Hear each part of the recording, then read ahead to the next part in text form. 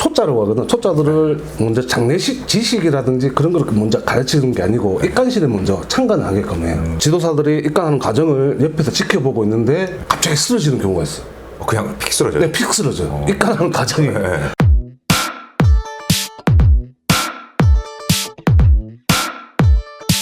네, 안녕하세요. 안녕하세요. 네, 자기소개 좀 부탁드릴게요.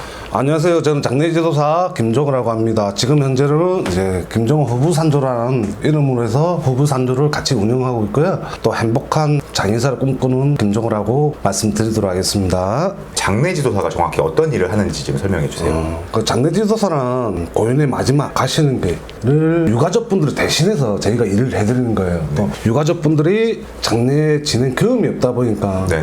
장례 진행 과정에서 잘 모르시는 부분들을 저희 같은 장례 지도사가 옆에서 도와드리는 그런 역할을 하고 있다고 생각하시면 되겠습니다. 장례지도사라는 직업을 선택하게 된 계기나 과정 좀 간략하게 설명해 주세요. 솔직하게 말씀드리면은 제가 2007년도 29살 때 했던 일이 치킨집 장사를 시작을 했었는데 그 장사를 하면서 수입이 좀 내 미래가 안 보였어요. 근데 저희 친형이 이 상조회사 일을 하고 있고 장례지도사 일을 하고 있었어요.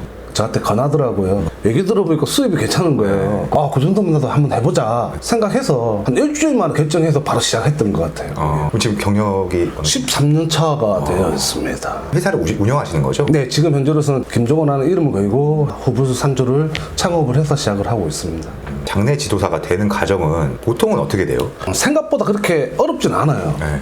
보통 보시면 이제 장례 지식이라든지 장례 진행되는 부분들은 자기가 이제 하고자 하는 의욕이 있고 배우고자 하는 의욕이 있으면 한 6개월에서 1년만 장례 지도사 사수라고 하죠. 사수를 따라다니면 충분히 할 수는 있습니다. 다만 자기한테 맞는 사람이 있어요. 뭐 장례 지식이라든 이런 것들은 머리를 하지만 이제 연습하는 과정에서 자기한테 안 맞는 사람이 있는 거예요. 그러니까 그거를 한번 염을 할 때 들어와서 그걸 판단을 잘 하셔야 돼요. 고인 시신을 만지고 나서 그 이후에 아무런 이상이 없다 싶으면 해도 되는데 몸이 아프거나 생각이 나거나 하면은 이하고 안 맞는 겁니다. 그러니까 보통은 이제 들어왔다가 나가시는 분들은 할 수 있을 거라고 생각하고 그렇죠, 그렇죠. 밖에서 얘기 많이 듣죠. 아유, 장례지도사 일하면 돈 많이 번다더라. 돈만 보고 오시는 분들 많아요, 사실. 장례지도사 일을 하다 보면 쉽지가 않거든요.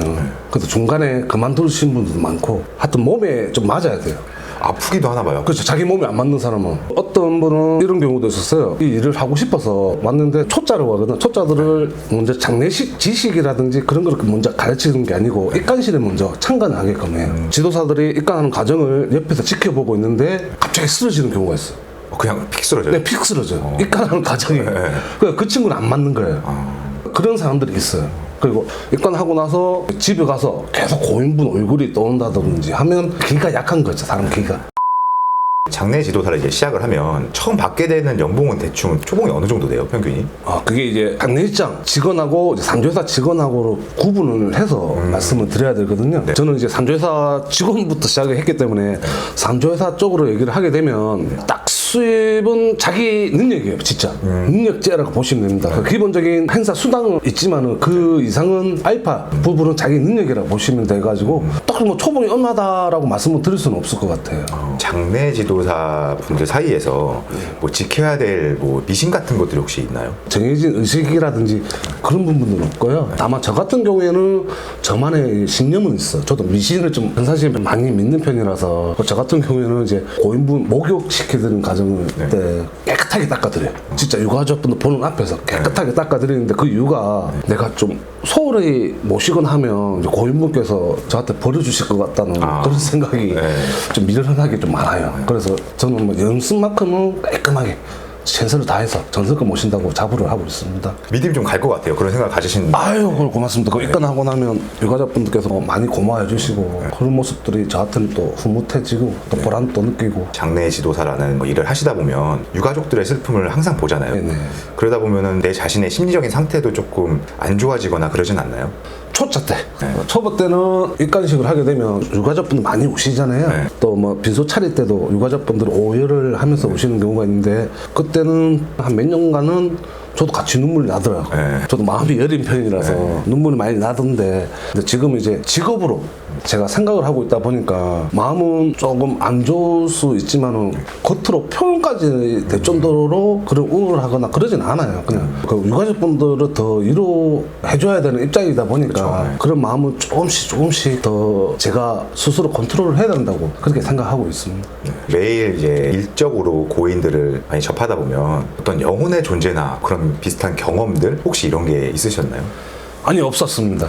없었고 아까 초반에 말씀드렸다시피 영혼의 존재를 느낀다고 하면 이 부분 하면 안 돼요. 절대 하시면 안 되고요. 다만 그런 건 있어요. 저희 입관실 할 때 입관실에서 무슨 벌레 같은 게 지네라든지 뭐 파리가 뭐 날아든다 그런 거는 죽이진 않아요. 혹시나 몰라 그 영혼이 뭐 그렇게 들어갈 수도 있고 하기 때문에 그런 부분은 있지만은 그런 존재를 느끼거나 그러진 않습니다. 저 자신이 조심을 하는 거죠. 혹시나 해서 그렇죠. 그런 부분은 있습니다. 그럼 이번엔 직업의 장점이 있다면 뭐가 있을까요? 나이가 들어도 할 수 있는 업. 그죠. 예. 네, 나이가 들어도 할 수 있는 업이고 저는 이제 13년째 하고 있는데 좀 억울한 게 있죠. 어떤 1년차, 13년차 수입을 비교해보면 일반 차이가 안 나요. 그래요? 아까도 말씀드렸다시피 능력제라고 했잖아요. 뭐 오래 했다고 해서 돈을 많이 버는 게 아니고 경력이 작다고 해서 돈을 작게 버는 게 그런 게 아니에요. 그런 식으로 보면 저같이 베테랑들은 좀 허탈하기는 해요. 그런 게 장점일 수도 있고 단점일 수도 있다고 그렇게 생각을 합니다. 저는.